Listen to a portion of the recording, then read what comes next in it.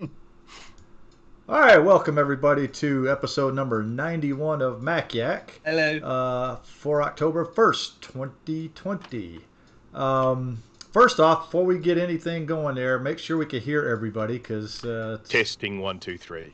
so make sure you guys can hear Bruce, Jay, Hello. and Dana. No. I just want to make sure everybody can get heard first. Loud and clear from Steve. Yay! Yeah, Thanks for the praise on the intro. loud and clear. All right, good. Okay, so All right. before we go anywhere, can someone explain why Steve's in the chat but not on the show? I was just going to say Yeah, I was just going to ask that too. Well, remember, Grudy does the same thing, so, you know. But Steve doesn't make those excuses. I thought he was supposed to be at some kind of wedding thing or something, or... Probably hiding in the bathroom right now. Uh-huh, probably is. Oh, he's outside. I just realized my background is a lot brighter than it usually is. Why has it got so much crap? Hey, you should see all the crap I've cropped out of this. All right, so what have you guys been up to lately? Building a Minecraft PC for my nieces, which I'm going to talk about later because it's part of one of our Eat Quack topics. Okay, cool. I've just been cleaning and cleaning and cleaning. Well, Then you were cleaning and cleaning, and then you dirtied back up again. Yep. So A few Amazon deliveries later, it's back to being a war zone, and I've given up. I've got a huge pile of computers in my living room that need to be recapped. So watch. Oh, more streams coming soon. Right? more streams coming. Yep, I didn't do any last week. Apologies. What do I see behind you on that Quadra 700 there? That's an oscilloscope. Oh, and then there's a clamshell also. I see a modern iMac back there. as well. Clamshell there. Yep, and there is a modern iMac just there, just down there. there. I'll be sort of skyping with Jay with help on that one, for help with that one. I have a globe. What's wrong with that iMac? I don't know yet. It's an iMac. Hey, I got one for free that works great. So, Till the day it doesn't. well, you know what's funny about that is that I told Jay I was running Prime 95 on it, and the thing I couldn't get it above. I think it's 58 degrees is the max it would go. It wouldn't go any higher than that. And I'm sitting there stressing it out. I'm like, and this is one of the thin Macs. It's not the thick one. It's a thin one. So I'm like, this thing is still pretty good. Because I was going to crack it open and repaste it and clean it out and everything, but it seems like the fans are working good. It doesn't look like it's dirty or anything, so I'm going to leave well enough alone right now. So why take the adhesive off of it just to look inside of it, you know? Fair enough. So, but it's funny because the guy that gave it to me, he said that it didn't work anymore, but it basically was in a boot loop because they tried to upgrade to Catalina and it got corrupted somehow. It was in a boot loop, wouldn't do anything. So I basically just reinstalled the software completely, and it's People back. just throw it away because of that. Yeah, Crazy. it's a part of the country I live in. I live in the DC metro area, so basically there's a lot of rich people around here that and rich dumb people, should I say? Yeah, I was going to say most rich people like to stay rich. Yeah, but they tend to have more money than what they know what to do with. So when they have something that's like that, they just say, "Hey, I'm just gonna go buy a new one." Oh, well. Damn. Good for us, though. Exactly. All right, so talk about subscribers. We are up to 887 subs, guys. We went up almost 50-something subs from last show, I think. Wow. That puts us at 113 to go for the MacBook giveaway. So remember, guys, go watch episode 69, and you can put yourself in to get a free MacBook, a iPod. I keep getting this one. Come on. Nano, I think. Nano, yeah, I think it's a Nano. I don't know. Grudy's giving that away. And then a $50 Pretty sure a it's mini, mini. yeah. You need iPod you need mini. a cheat sheet. Okay. Yeah, I do need a cheat sheet. You know what? I'm gonna start putting that in the notes. You guys can't edit it no more, so I can. Alan and Steve see more subs. Yeah. Yeah. So 892. Wow, maybe we got some more since I just put that in right before the show because I checked right before the show. So That also shows us uh, that our subscriber count goes up if I take a week off. So I'm going to take Yeah, more me time too. off. wow, I wasn't actually, here. it does say 893 on mine right now. Hey, I should probably So subscribe. you should probably subscribe. Anyways, guys, so yeah, go ahead, check out that episode number 69 and get yourself into the drawing. When we hit 1,000, that's when I will do the drawing and we'll give it away. All right, last bit of little news here or whatever is, and I'll let this go to Jay here. So, the Mac of the Month poll. Ooh. Oh, How did that go? I couldn't delete that because it's already the new month. But the 512K won. It was rigged. But you know that. Anyone watches I demand a recount. Bruce's stream, you know that it was completely rigged. But 512K won, and there's a new poll up that has no fights worthy machines on it because Bruce hasn't challenged me yet. Although Well, I think everybody should vote for the. I'm going to vote for the G5, I think. I'm going to be honest with the selection that you put up there this month, Jay. I think they are all kind of lemons. And that sounds terrible, but all of those Macs you put up there have issues with longevity, shall we say. Long-term technical problems. And for that reason, I found it very difficult to choose one. So I will be doing no influencing this month. People can make their own decision about which lemon they want to choose. I don't know. The G5, apart from power supplies, The water not lasting cooler. as long. Well, the water cooler, too. I was going to say the liquid cooled on those. That's the big issue. Yeah, not if you rebuild it. Come on. Yeah, the 2011 MacBook Pro doesn't have an issue if you put a completely different GPU in it or switch off the GPU. I mean, I'm talking about longevity without interference. Oh, well, that's boring. Oh, Where's the man. poll at? Huh? Someone I asked, don't where's know. the Where'd you poll put at? the poll? Oh, it's on. Did you put the? Want to put the link in there, Jay? Yeah, You did, I put but the link, you but didn't it's put- not a link. Yeah, we need some HTTP stuff at the beginning. Yeah, there Yeah. it is. All right. So let's go ahead and jump into our first topic of the evening here. The Modbook. Everybody's talking about this thing. It's an old piece of hardware that came out back in 2008, 9, somewhere around there. What these guys did, it was a break off, or I guess some engineers from Apple decided they were going to go and make their own company, and they took a regular white plastic, the polycarbonate MacBook, took the top cover off of it, took the screen off of it, and slapped a touch screen, Wacom digitizer touch screen on it. Basically, it's kind of like the first big, thick iPad with Mac OS on it.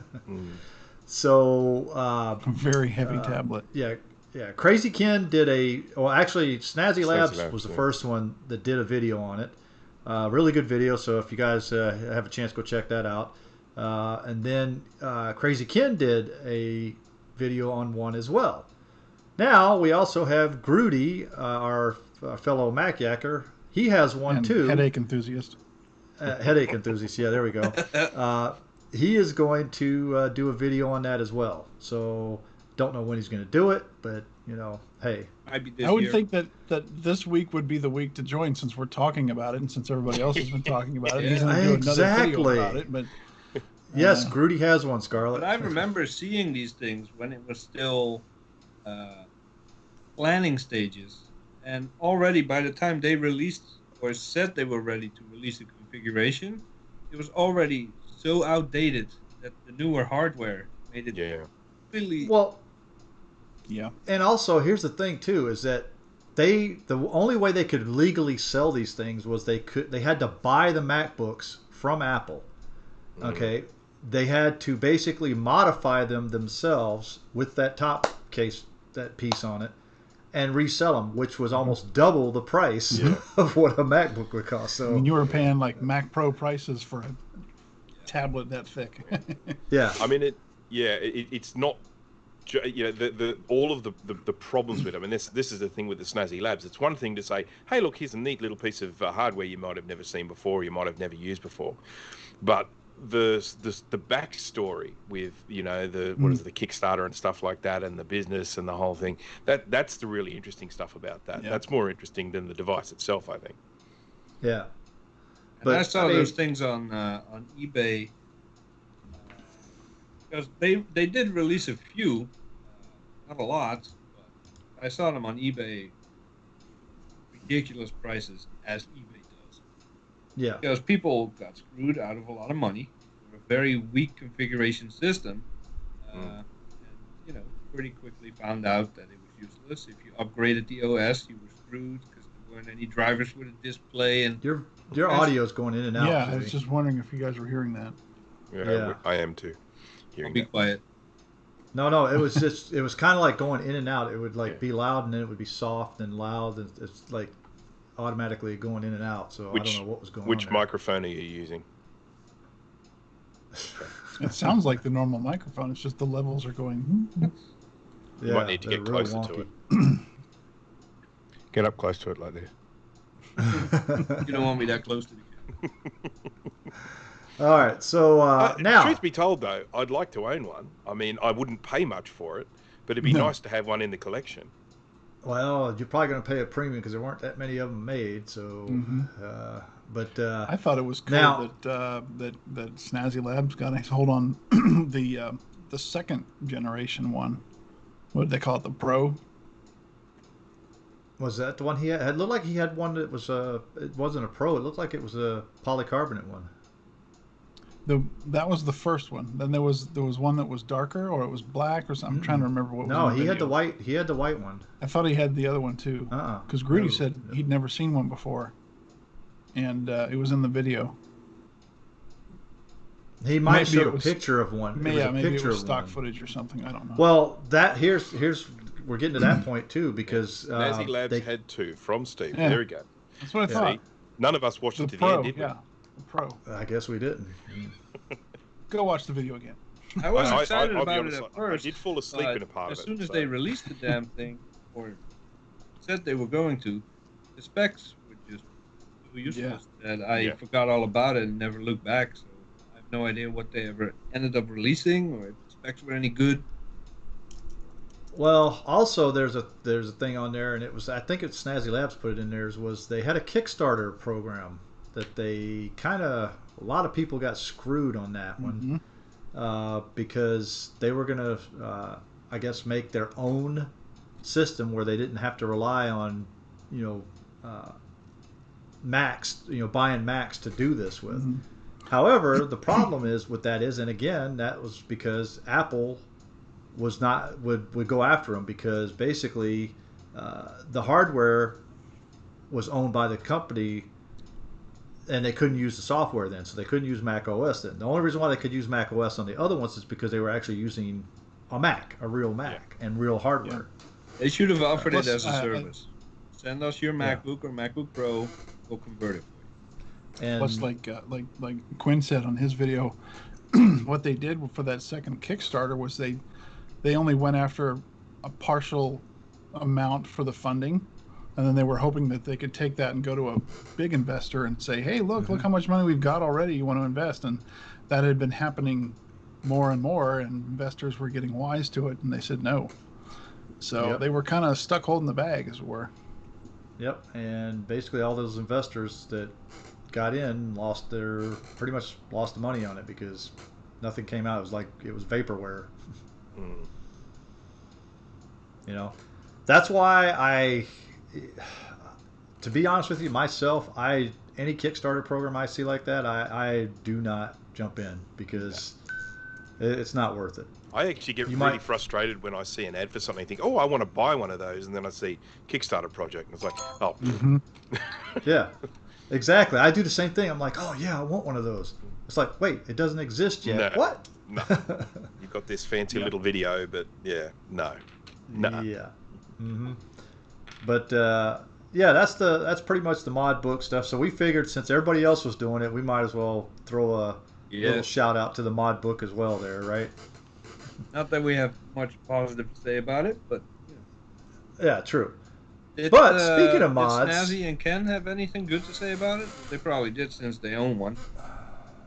a little bit, I think. I didn't watch all of Ken's video. He was doing more of the art stuff on it. He had an art person that does all his artwork for his channel. Yeah. Come in and try to draw on it, and she was like so used to the way she does it on her iPad that it was a lot. It was way different than doing it on that thing. So I think I haven't had a chance to see Ken's video yet, but Quinn's video, he definitely was very fair. He had a whole lot to say about the pros and cons of it, and especially when he talked about he actually went to their headquarters to see if anybody was there.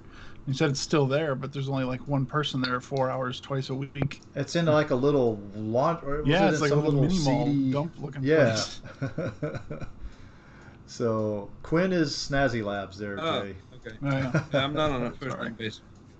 Yeah, I didn't know that. that's the guy that does Snazzy Labs. So, anyways, guys. So since we're talking about mod books, let's talk about mods. Okay, in general, and this is something Grudy should have been here before too, because guess Sure. what? His Yeah. Rutke mods, Yeah. mods, Okay, There's headaches. man. yeah, Rutke headache. Yeah, there Rutke we blood. go. Blood, yeah. So, what are some of your most interesting mods that you guys have? Anything that you have modded? That I've actually done. Oh boy. Well, to be honest with you, the only mods I've actually done pretty much are the Pixeless mod on my Mac Pro, and I did a IDE or SD to IDE mod on my iMac G4. Other than that, I really haven't done too many other mods. I didn't you do know, too as many far as- mods either. We got the Pixels mod in the Mac Pro. MDD got a lot of, I don't know if you can call them modifications. I just put brackets and fans in places where there weren't any before. And you burn up CPUs. Yep, got to stay warm in the winter, you know. Well, overclocking, is that a mod? Yes, that is All a right, mod. well, lots of overclocking. Apart from that, more add-ons than mods. Like, very popular one for the G4s is that thing called. Sonnet. Take out an optical bay and it adds USB and card readers. And Oh, stuff. oh yeah, yeah, Oh, yeah. the yeah, sweet I know what multi-port. Yeah, the yeah. multi-port. I got a few Yeah. of those. That's about it, So- really. So Steve actually is in the chat. He goes, hides his clown-colored Macintosh SE. I think it's disgraced. It should be it. It should be. Oh, there's Christopher Bourne. This is actually his topic that he suggested. Yeah, this Um, is his topic. I should have said that. Yeah, I forgot that. The cool thing I think a lot of people did with the G3 and G4 towers, at least before the MDD, I haven't seen anybody do it with those, but you could remove the inside coating on the two side panels, and maybe even the front for all I know. And I've seen a lot of people do some really cool stuff with that, with custom lighting inside. Yeah. And That is I, not easy, by the way. isn't it? I got 2 G4s where I removed that coating, but it's not fun. I messed up more I side imagine panels than I To cared get something do. to melt that paint, it probably does a number on the plastic, and you have to polish it. Yeah. Yeah. A lot of work. I did see one where somebody. Oh, sorry, Bruce. So I was just going to say one of my favorite mods is the turning the base plate of an iMac G4 into a clock. Yeah. Hopefully, it was a dead iMac G4. Yeah, I hate when wait, somebody I'm takes one thinking that about works. mods inside the Mac. I didn't think of. Case mods. Well, yeah. Board mods, whatever. I yeah. guess Grudy you could say because he made a lamp out of an Yeah, iMac G4. That has so- electrocuted him about 5 times already. Yeah. Life Well, event. we're talking about Grudy here. Does he really know how to wire anything up? But I saw a G5 that was converted to a mini bar. When you open it, it has all these mirrors on the I inside. saw that. Too, I yeah. saw someone take an iMac G5, make a barbecue grill out of it. Oh Oh God. yeah. An Got a, iMac I don't know G5 how that. well, Yeah, Power Mac. or a Just- Power Mac G5. Power Mac. I was Well, gonna Power say, Mac. Sorry, Power Mac. Yeah, iMac Power I was Mac. G5 going to say the made of iMac would plastic. melt. Yeah. No, the Power Mac G5, I the don't think cheese that would grater grill one. much. I think Yeah. from the vintage thing, one of two of the really well known mods, certainly from my perspective, are the Color Classic Mystic mod and the Color Classic Tacky mod. Mhm. The Mystic is the one where you basically get an LC 575 logic board and swap that with the Color Classic logic board, and then you modify the analog board so that it will display 640 by 480, because the original Color Classic only did 512 by 384 pixels, which is pretty useless. But and that's probably one of the more talked about mods in the vintage circles. The Tacky mod is much more significant, where you actually change the insides of the Color Classic so that it'll take a different type of logic board that'll slide in and allows you to upgrade it to a Power PC. You can take it all the way up to a 603 Power PC. Given how completely, incredibly slow the Color Classic was, I some of these sorts of mods I don't really rate that much. But the Mystic mod to the Color Classic, I actually think turns it into quite a usable Mac. You can do quite a lot on that Mac, so I do quite like that mod, and obviously I've done that one, and then obviously overclocking and stuff like that. That's the normal stuff, but they're probably the main ones for me. I forgot a very important mod that I do. I put LEDs in my puck mice. Ooh. Yeah, sounds good. You made Do a you- video of that, didn't you? What? You made a video on that too, didn't you? Yes. Well, it was a cleaning video, and I kind of expanded on that. Put an LED in. Yeah, I yeah, have Max. refined the process since then, because I think I was messing around with pieces of tape. So it All takes kinds of- 35 minutes instead of 40. Yeah. Have you guys not necessarily done these yourself, but have seen, someone do an absolutely way out mod, something that you just think was, incredible? All that Mac from Sean, Axiom Retro, that thing was pretty pimped out. Mhm. Yeah. Pretty cool. I've seen some Macs that mostly vintage ones, like beige ones, that they would either they sand it down, or they sand the surface and they powder coat it, or they use automotive paint. And those look really cool because it's like Yeah. super glossy, like something out of something you'd expect from Oh. the Death Star. Have you ever seen that Mac Pro that they mirror polished? Yes, Or that was G5? amazing. Either one. That's I bet that took forever. Well, yeah, that's a lot of Brasso or Lot of whatever you're polishing. using. Yeah. I would not do that. I would look cool. Dust and That- fingerprints would drive me insane. but it would look cool. It would. I would like to do that to my Mac Pro. That would look awesome. Grab a piece of sandpaper and get at it. Start polishing. I've seen a lot of All right, classic I'll Mac see Pros that you. have- I'll see you in a couple of years. I've seen a lot of classic Mac Pros that have light kits inside of them, or somebody figures out how to mod the front fans to put RGB fans in it. Yeah. Those look pretty cool. I just think RGB lighting is for 5-year-olds, and it's nice to put it in your Mac, but that's just me. Okay, Steve just sent us a text. Mac Addict Extreme. I remember upgrades. that. You're Oh, that's texting funny. us, Steve. Just get him the damn call. It's a I Mac know. LC that somebody. I would have to turned into a change. I would battle have to bot. change views and stuff if he got on. So. What is it? Yeah, he posted the link to it. Yeah. I don't know if it's a Oh. mod, but whenever I can find them, I collect those G5 skates. You can put your Mac Pro on wheels. Nice. Kind of a mod. I would say that's actually I say that's an addition. That's not really a mod. You're not really changing the actual, look or function of it. Right. I mean, the pixelless mod. Yeah, I could say that's a mod because you're actually adding something to the inside of the computer that makes it function better. Right. Let's see. I mean, I can't think of anything else I've actually modded to either make it better or just just because I want it to. I modded a G4 Cube I did like your standard upgrades of maxed out the RAM, put a bigger hard drive in it. But then you can mod a. It came with the Rage 128 card, that 16 meg card, which is decent for running period software. But if you wanted to do anything, a little more graphic intensive than that, you could get a.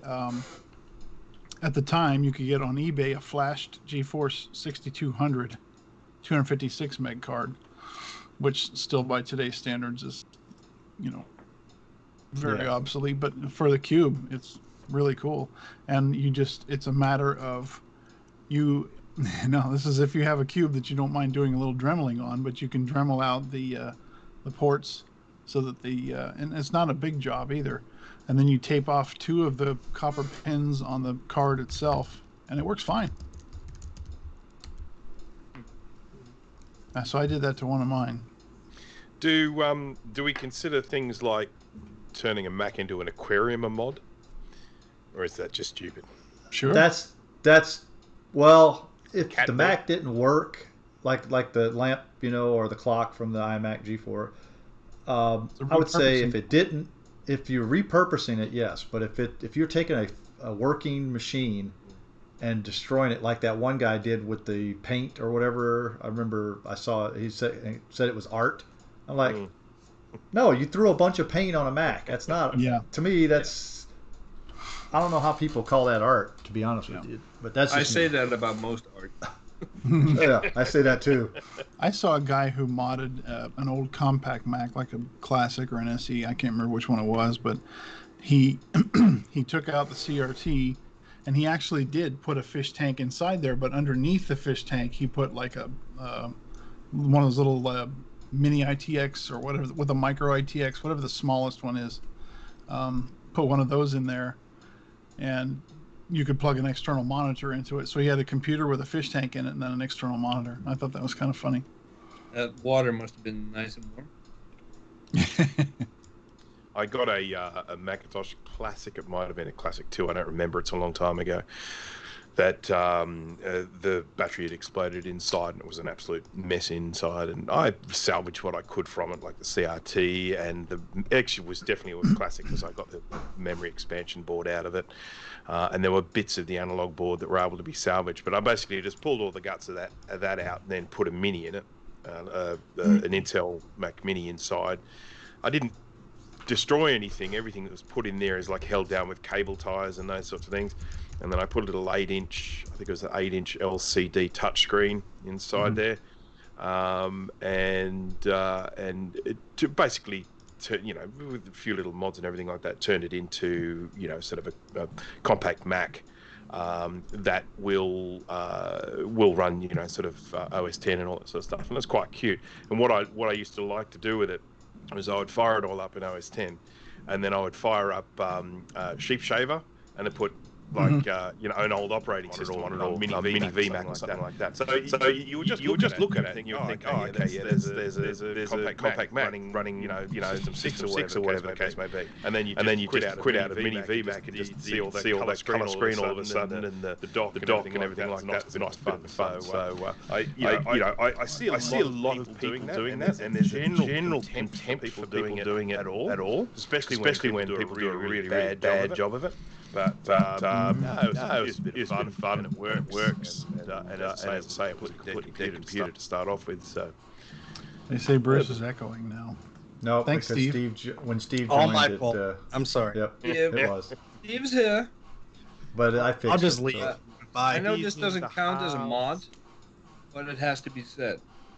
Anyone that puts stickers on their Mac, taken out back, horrible things need to happen. Well, that's a case. I mean, that's not a case. That's not a case. Yeah, you stick it on there. It's a D brand. It's a skin. Yeah, but I'm talking about stickers. Well, he's talking about like. I have it on the front and back of this, so. Usually, put stickers on whatever you want, as long as it's not mine. Yeah. When people. This is actually mine. I did this because I don't like a thick case. Yeah, I don't like a thick case, and it's already stopped one scratch because you can see that something got it to right here, you can't see it on the camera, but there's a big scratch right there. But this has saved my aluminum from getting scratched. You know. The typically if someone would send me a MacBook Pro or something to repair, or a MacBook Air or something like that had stickers on it, I would always say, would you like me to remove the stickers for you? And most of the time people would say yes, and I'd clean it up, and I love obviously giving it back sparkling clean because it looks so much better. But some people are actually, they're just like, no, don't touch the stickers, leave them the way they are. Yeah. So stickers are obviously fairly important to some people. I had a coworker who brought me a dead, I think it was a 2011 MacBook Pro 15-inch, and they didn't care about the computer. And I told them their data was saved, and they were like, huh, okay. But they wanted the one sticker that was like by the trackpad, but it wasn't a sticker. It was like a weird stencil type thing. So it wasn't just one thing to peel. It was like this very complex like maze of a graphic. And that was the only part that was sticky, was like the design part. So I tried to take it off, and it just ripped it to shreds. And I said, I'm sorry, this just, you can't take this off. I'll take a photo of it for you. Yeah, exactly. I said, here's a picture. That's all I could do. Yeah. Go print Picture it will last a lifetime. Yeah, no, I agree. I don't like stickers on things, period. I mean, yeah. Well, Scarlett says stickers don't hurt anything. They can always be removed, but they're a pain to remove sometimes. Yeah, well, depends on what they're made of. I saw one person that they took their, so like I have my Mac Pro with the cover off because mine is actually dented a bit from the e-recycler waste place, whatever, that it won't fit on. And I saw someone actually take like a, one that was all scratched up, like I don't know if it was a G5 or a Pro. It was just like just the door, and they put stickers all over, and it actually looked pretty neat. Like they had like, it looked like it was like one of those suitcases that has like been through like 20 countries.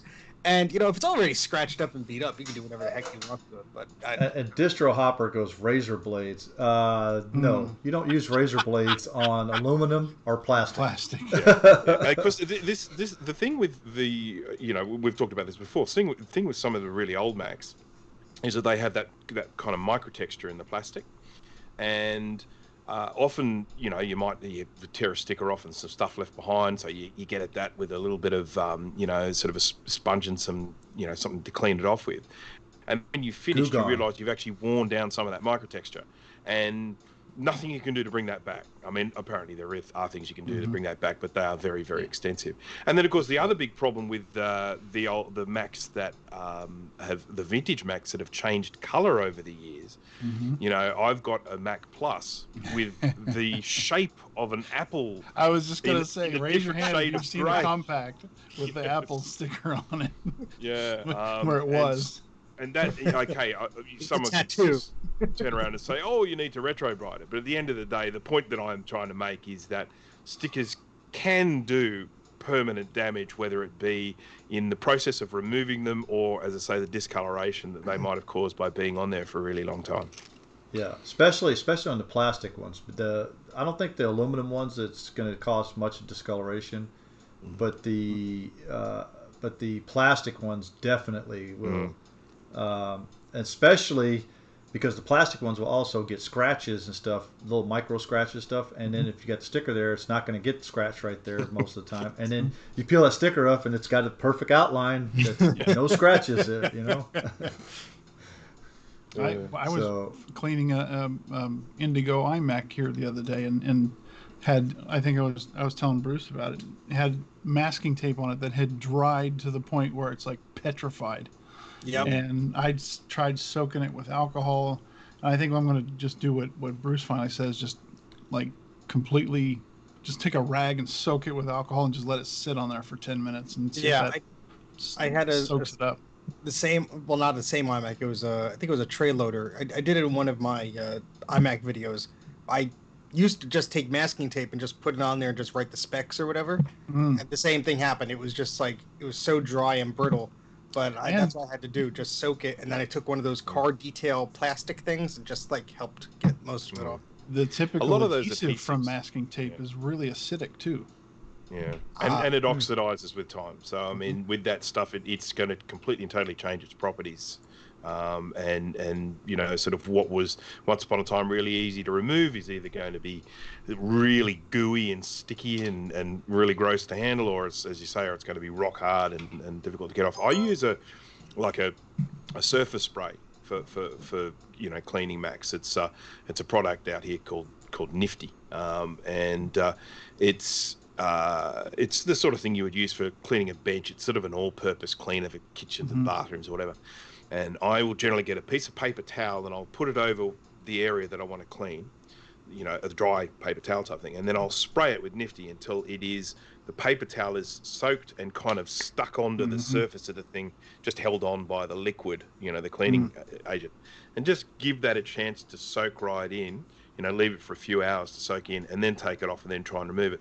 And I find in most cases that makes a big enough difference to you know, sort of to get that's, you know, loosen it up and get it off. So, tip there for anyone.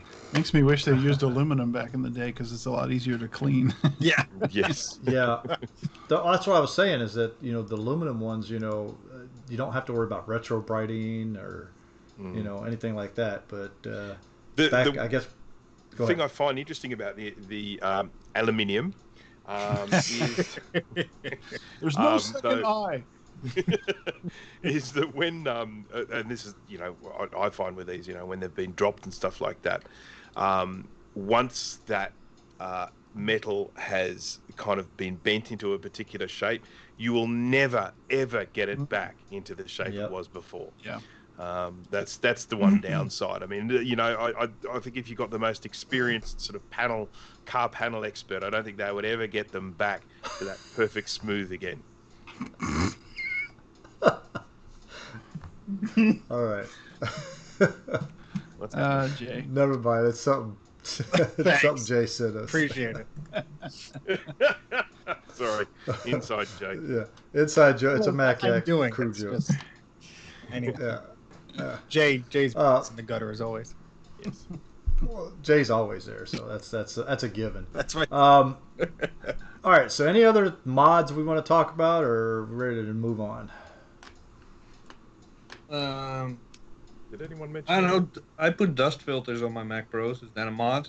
Or That add-on? would be actually. I would consider that a I'd mod. call that yeah. a mod. Yep. That's all I got. You tape them on there, so.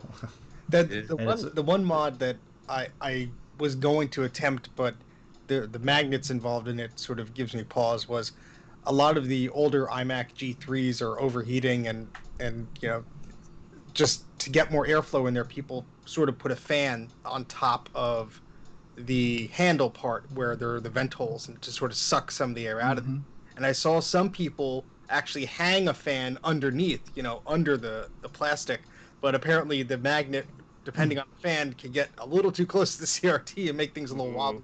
Crazy. Doesn't Grudy have one of those add-on? Well, that's for the Mac Plus, I think. That's the Mac Plus. That's a Okay. different one. Yeah. But yeah, that's I think the he's talking about the iMac G3. Yeah. Because that's another interesting thing. We've talked about this before with you know, sort of with Steve Jobs and his hatred for fans. I mean, the original Macs, the 128K, 512K Mac Plus, they were all convection cooled, and there were, at the time, you know, when they came out, there were a number of fan mods available. So for putting in the Mac Plus, and of course the other thing is that whatever you had to put in there, it had to be a relatively low power drain, because they didn't have an abundance of power on those power supplies as it was. So you know, I know that when I used to have a Mac Plus, we're talking about back in the 90s, I modded that to put a little fan inside it, just up above, you know, one of the vents near the analog board. Yeah. That would just give you a little bit of airflow inside there. Yep. All right, guys. So let's go ahead and move on to our next topic tonight. iOS 14 been out about a week or so now, and it's had an update already. It's got a 14.01, I believe it was, or something like that, which fixed, I guess, some bugs and stuff in it. How many of you guys have actually updated to iOS 14? I have. On my Okay, iPad. so all of us have. Not my phone yet, but my iPad. I've done phone and iPad. In fact, well, the iPad, I'm actually running the next beta version of it, which is 14.02. So they're already got that one out, and that's what I run on my iPad is the beta version. But on my iPhone, I will never ever run a beta on my Yeah. iPhone. Of course, smart man. I waited Yeah. till all my essential apps received updates, and then I waited for the first iOS update. And once that was out, I updated. Yep. Yeah, that's the same thing I did. Once the .01 was out, I'm like, all right, well that's enough. That's okay for me. I didn't see any horrible stories about people losing data or things crashing terribly, and most of the apps I use were already updated. So Yeah. Well, one of the other things you needed to update to iOS 14 before, and I know Bruce has it, I have it, Jay has it. I'm not sure if it's going to work for you. You I have was the original. tested. I don't have it. What? Oh, the Watch OS 7. I do have that. Yeah. Yep. Yes, that's what I was getting ready to talk. I can't put it on my watch. I have too much crap. Well, you have a first gen, right? No, it's a third. A third? Okay, I thought you had a first I had gen. to Sorry. I had to remove Clockology to do it, and then I'll put it back on. Really? Later. Yeah. Why? Well, I had some really big clock faces on mine with videos. Ah. Well, you got videos in yours. Yeah, that's right. So I've taken it off and I'll put it back on. But I have I only updated it yesterday. So, what's good about it? Can anyone tell me? Well, I'm echoing what Christopher is saying in the chat. There is my iPhone 8, and I've been complaining about it to these guys in the chat for probably months now. But it was just lagging, just like terribly lagging. I got the battery replaced from Apple, and it helped a little bit. But then, like a few weeks later, it would just freeze for like a minute or two, just like completely freeze up, and nothing. No, plenty of space. I had like over 100 gigs of free space in the darn thing. But I didn't want to go through the whole backup and restore thing yet. But I said, you know what? Let me upgrade to iOS. All my essential stuff is backed up, and so I upgraded to 14. And really, it's dramatically improved. I have not seen it. Knock wood. I've not seen it. Freeze and hang for like 2 minutes while I'm opening the camera or something like that. So it has definitely helped. I don't know what they fixed or if it was just when you go through an update, it cleans out and trashes stuff or whatever it has to do. But So you like the widgets? I haven't used the widgets yet. I put Kind of cool. I put the I think they are. widget on my home screen, and then it moved all my icons around, and now my muscle memory is all screwed up. I know. Yes. It took me a while to get Yeah, back used to like where I put change. stuff. I do like that my phone lets me know when my watch is fully charged. Because usually Yes. I wake that's- up, I'm down to maybe 50%. I go about my day, and usually by lunch, it's down to 10%. I take it off, put it on the charger. And then I forget all about it till 2 a.m. or 3 a.m. I go to bed, I put it on for the sleep tracking. But that's a whole bunch of metrics that I'm missing out on during the day because I forgot I put my watch over there. So when my phone tells me, hey, your watch is charged, I go, oh, right, yeah. Let me put it back That on. widget right there is amazing. The battery one, because it shows all my different things that are connected to it. For instance, like my AirPods, if I had my AirPods connected, it would show the battery level of the AirPods. It shows right now, it shows the watch and the iPhone itself. And I like it that it's in a circle too, because it gives you a little bit more of a clue of what you have left instead of that little icon up in the top corner, which they don't let you put a percentage in, which I don't understand why, because there's plenty of room to do it. But Well, I'm seeing some people in the chat. Justin was saying that Watch OS 7 was screwing up some things, but hopefully that's not the case. I haven't been able to update it yet. So you guys have had any issues or? What? no. Not so I far. did it yesterday, and I can't tell the difference. Is there a difference? I don't think there's any new apps or anything. I think the Siri, when you do Siri on it, does something a little bit different, and the Siri looks a little different.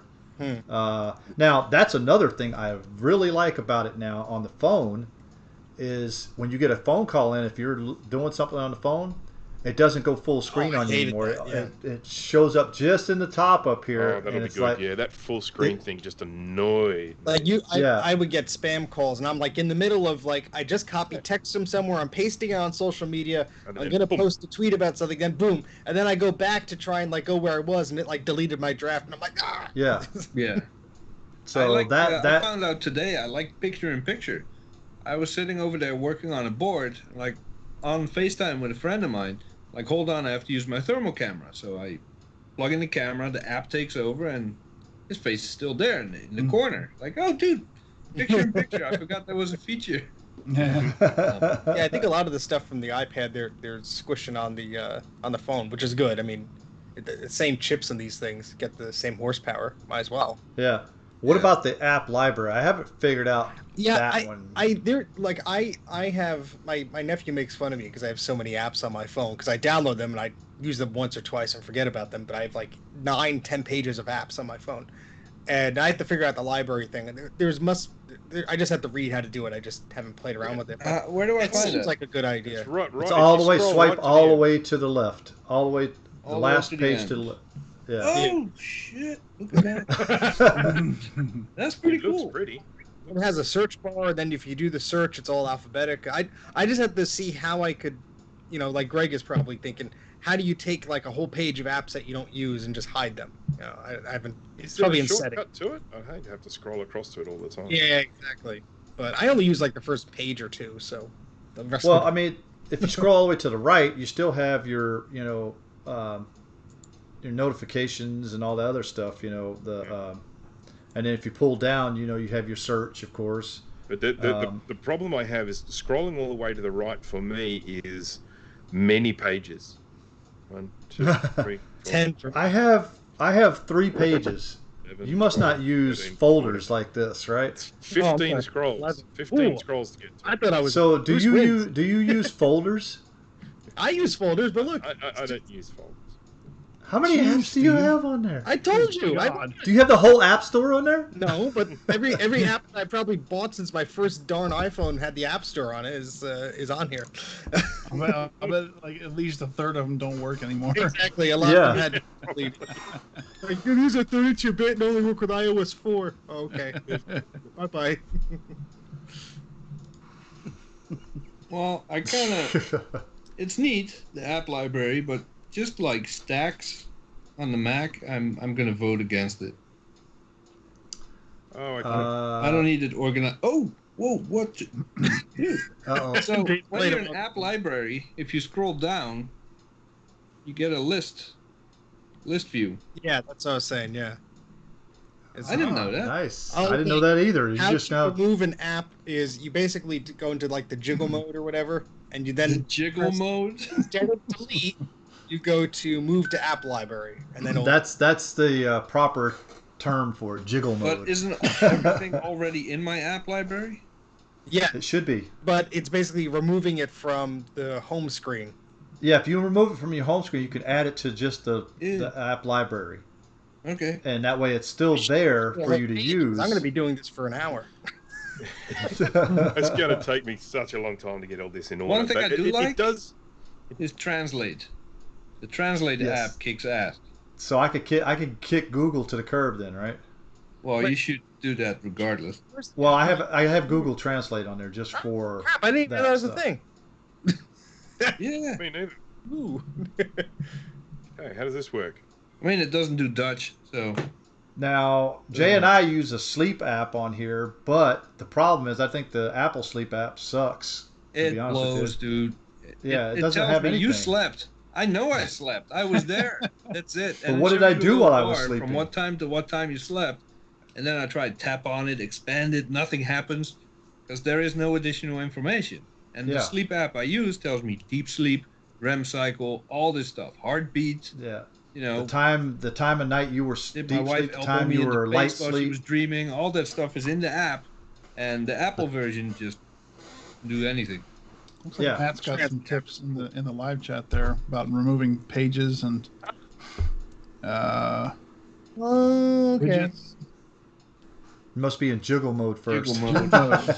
It See, is- that's from now that's on, a it's jiggle mode. Hey, that's how they introduced it as. So And when every time we say Press the it, that's page name. docs on the bottom. Pressing it, nothing happens. Oh shit! Okay, hold on. Something happened. screen first. Yeah, that, I just deleted a page. Yeah. Okay, cool. A whole bunch of stuff I'll Oh, never I- use. Yeah. thanks for the tip, Matt. I'm gonna have to bite the bullet. Okay, all right, who's got the oldest phone here? Who's got older 7? than you have a 7? I got a 7. How does it run 14? Well, so far so good. It's hard to Okay. say But you have to wait until they get to 14.7.8. By the time it's in the last update, you'll know exactly how slow it makes your phone. I'm still running iPhone 6. As zippy as it was, I mean, for me, there isn't a speed difference. I didn't have the lag issue that Steve was talking about before with the iPhone 8. Mine's been fine. I really have an issue with the speed at all, and it seems the same. So I was using mine on LTE today with a full 4 bars connection, and Safari was just so slow, and it's like I'm running 13.7, whatever it was, and I think maybe the 6S is finally getting a little long in the tooth, but I'll try it. I'll try 14. You have a 6 or 6S? 6S. Okay, yeah. I think that the 6 can't take it, but 6S can. So yeah, yours basically going to be vintage soon. Oh, speaking of vintage, Mac rumors that we talked about a few weeks ago, they were right. The iPod Nano 7th generation became vintage yesterday or the day before. Oh, jeez. Yeah. So they have any iPods that are not vintage anymore?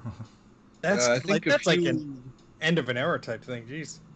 One of the touches, I think. Well, they still sell the Touch. I mean, Oh, well, there you go. Really? Wow. Yeah. Best Buy still sells them, so. I might look for a cheap iPod Touch, just because having to use my phone every time I use the thermal camera is a real drag. So I might just keep an iPod Touch, get the cheapest one I can find, the oldest that's still supported, and just use that. that's a good idea.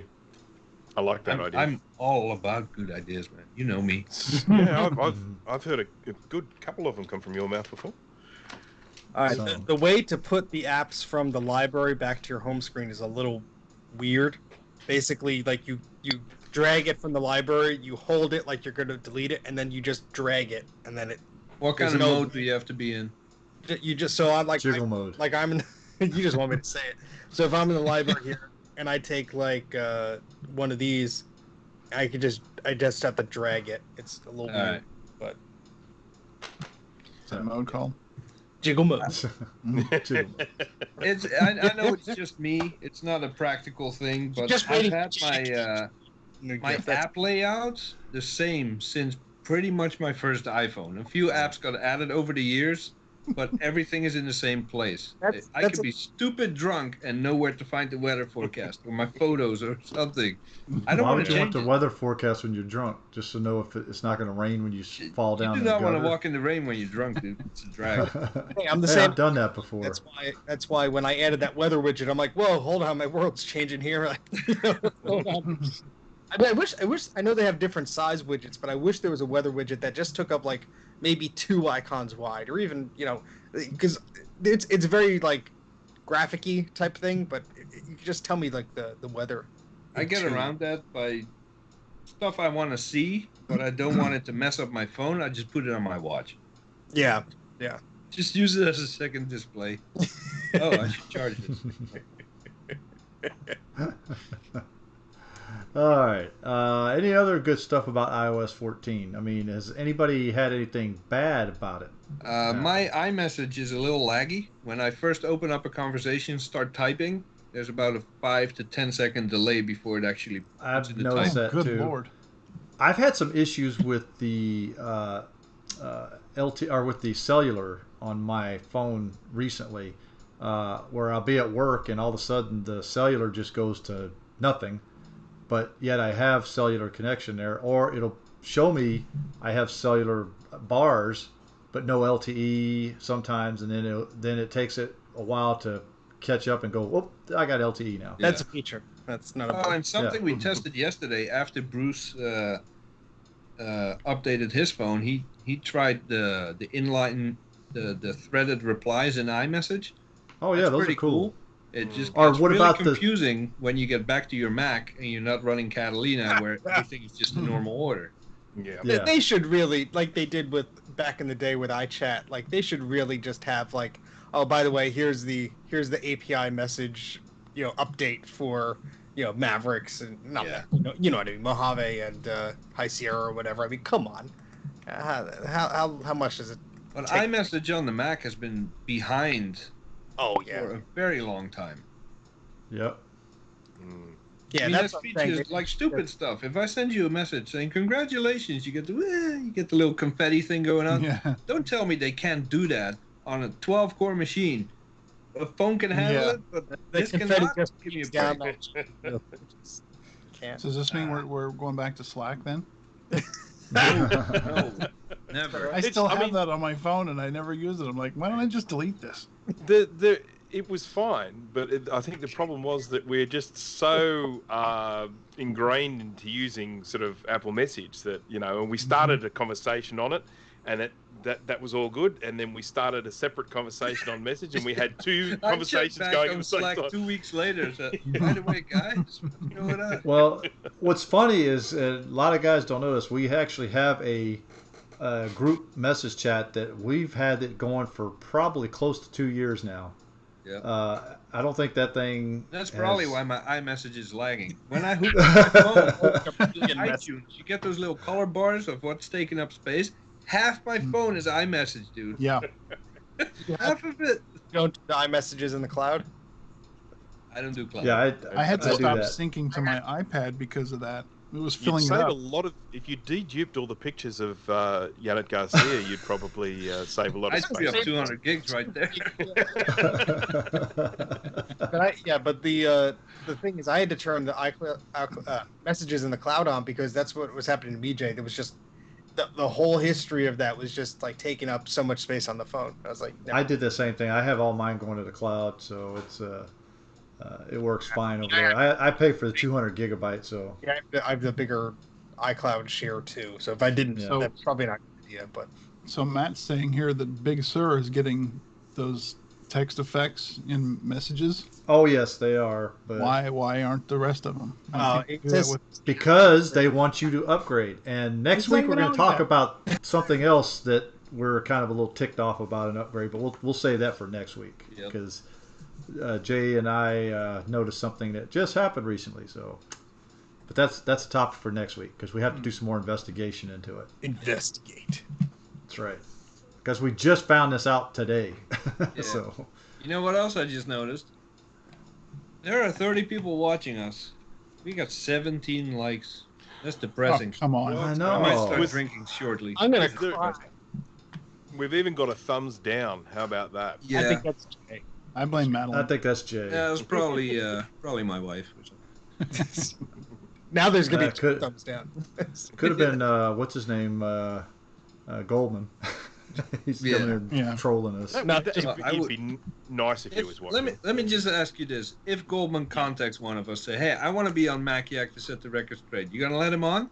I would love to have him on. Absolutely. Ooh. Oh no, absolutely. Yes. Yes. 100% yes. Is anyone Because of us he- not blocked by him that can reach out and invite him?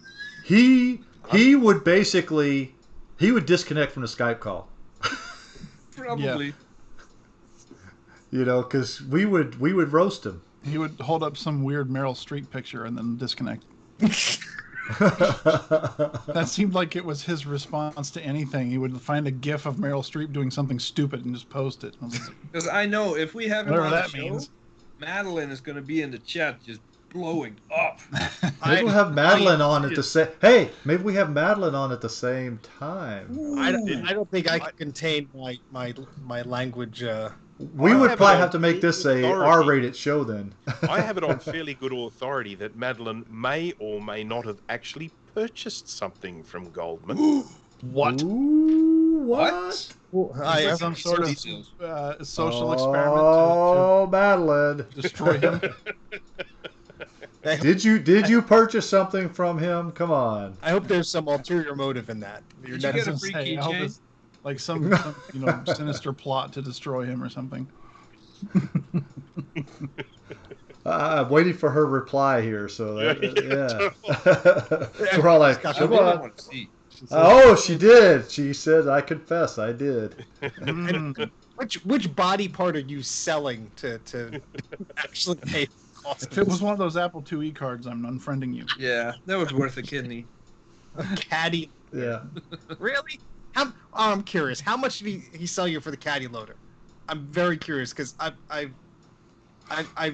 probably spent like $3 or $4 on like a There we stack. go. Crazy Tech Review got the right thing. He goes, that way you could get the address by purchasing something from him and send him a bunch of spam mail. Oh, I like it. I like the way you think. Well, Madlick can share that now. See, we don't have to go purchase anything from him now. $34 for just one of the loader caddies? Are you crazy?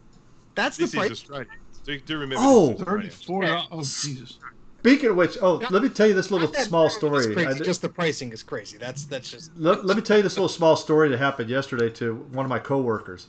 As you guys know, we do get some recycle stuff in, which we're not anymore now. But this guy was going in. He came in the store to trade in an Apple Watch. He told them at the trade-in place that it was a Series 4 watch. So they weren't going to take it at Best Buy because we don't take because it only didn't have a band or anything with it, but it was a stainless steel version. So my friend went out to the parking lot and bought it for $70. So he brings it back to me. He says, "Oh, what do you think about this?" He said it's a Series 4. I look at the back of it. The first telltale was it had the 4 dots on it, the 4 lights. I was like, "No, this is Series 1." He's like, "What?" I was like, "Yeah, this is a Series 1 watch. Look at the little thing on there. It says, it doesn't say anything about Series 2, 3, 4, or 5. If it doesn't say that, that's a Series 1, the original watch." I said, so I told him that, and I said, "Dude, that watch right there, $20 max." And he was like, "What?" I said, "Dude, why didn't you come to me first before you bought this thing?" So he went back to the guy because the guy was still in the store. Luckily, the guy was still. He was pretty honest about it and everything. He didn't know it was not a Series 4, and then when he told him it was a Series 1, he gave him most of his money back. I think he ended up only paying $25 for it afterwards. I said, "Okay, better. That's a lot better," but.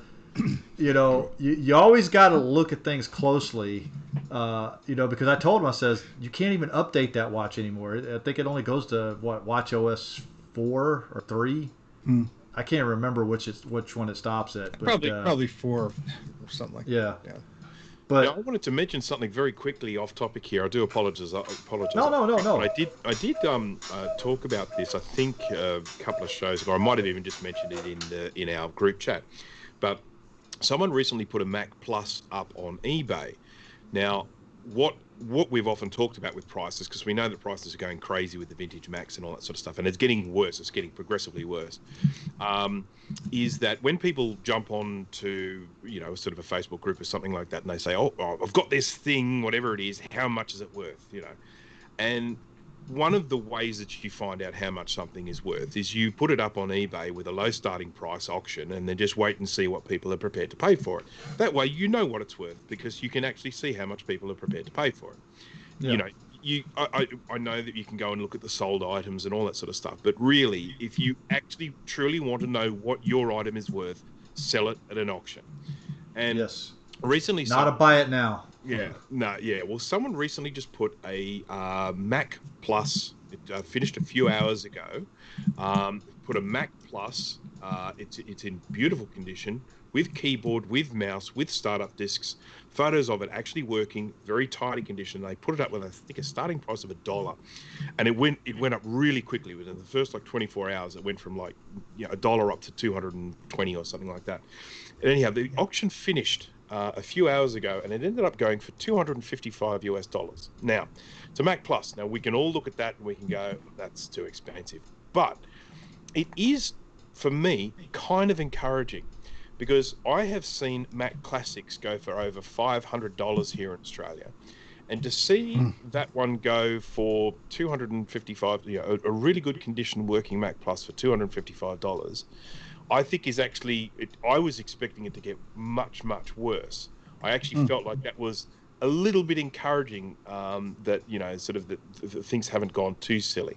So, Steve, a good condition Mac Plus with the startup disc, with the keyboard and mouse, that works. What's that on your price list? Yeah, so if you have the keyboard and the mouse and maybe the discs with it, I'd say $250 to $300 is a fair price because the keyboards alone will go $60 to $90 depending on the condition of them. For keyboards for what?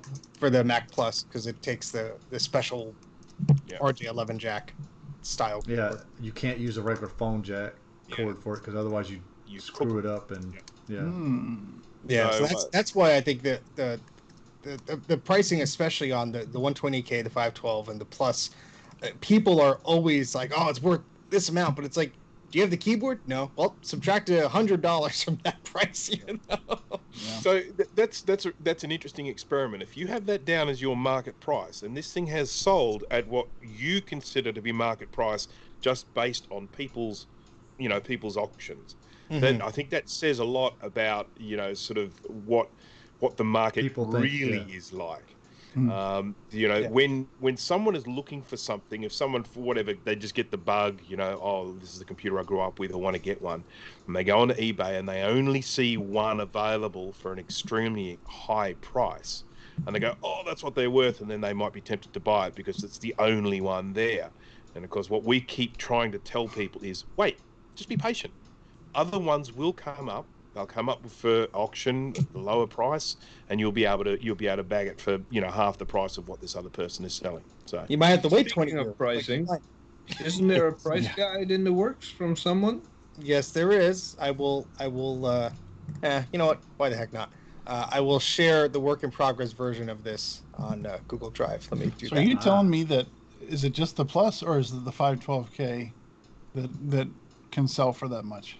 I would say the 128, the 512, and the Plus were all around that range. I would say if you have the discs, because they need the discs obviously, and if you have the mouse and if you have the keyboard, I would say in a very good condition with those items, I would say 250 to 300. Now, if you have like sealed documentation and you have other goodies with it, with the carrying case and stuff, you could easily go higher than that. But I wouldn't say anything higher than that. In my opinion, obviously. I guess I'm still of the old mindset where these things were a dime a dozen not so long ago. Well, and it would have been a good time to hang on to them. Yeah. I have a 512K with the keyboard, with the cover that goes over it, with the mouse, with all the discs. It still has the original plastic accessory box that came with it, with the little cassette tape tutorial that's still in the wrapper. All the manuals. So that, I don't know. Time to sell. Yeah, I mean, hey, I picked one up with the bag and a keyboard, a mouse, the discs, and an image writer printer for $20 back in like 2002. So I'm not saying that's the price you should sell it at. I'm just saying that's the price somebody would pay for it. Apparently. I mean, I've got nothing like Steve, but I've got probably 8 or 9 compact Macs, and I picked all of those up a few years ago, and I got them all at bargain prices, absolute bargain prices. You compare I paid them $10 for a classic. Yeah, that's what they're worth, really. Yeah. All right, so I'm sharing the link in the YouTube chat for my work in progress pricing guide. Have at it. All right. Okay, so since we got way off topic there, sorry about that. We were supposed to be talking iOS. No, I started off, and we all just kind of just kept going, digressing. So, anyways, next topic tonight. We're gonna get back to the Eat game. We didn't play it last week, so we're gonna play the Eat game. So I'm gonna let Dana go for this, since I think you put most of these in here, right? Okay. So this one was submitted by Sean from Action Retro on Discord. Have you ever bought a high-end computer? Oh, wait, whoa. Before we need to go over the rules first to tell what they need to do. Really? For the people that's never done on. it, because we got new users. Okay. So it's a have you ever question. If you have, you say eep. If you have not, you say quack. And if you don't know what the reference is for those, I'm sorry, I can't help you. So the first question is, have you ever bought a high-end computer and you were so unimpressed that you returned it? Ooh. Quack. I can't say I've ever returned a computer, to be honest. Yeah, we're all dorky enough to do so much research into it. By the time we pull the trigger, we're so dead set. Exactly. It's almost like it would hurt your pride to return it. Yeah. Well, Actually, high end, like just new or spec out? Well, I have a question on that, because I bought, and I know Jay hates these, a MacBook Air, and 2 weeks after I bought it, Apple updated their pricing and also upgraded the RAM in it for the same price I bought the one that I just bought. So the J. So I went back and I actually got them to trade in, and I got the newer one for free. So does that count in this? That's a I didn't smart return move. it. That's not a. I mean, so Sean is just giving a little bit of information here. So he's basically saying that he bought a gaming laptop, and he said it was so heavy he hated it, so he took it back. So I'm not sure if it should include when something new comes out, which makes your older one obsolete. Okay.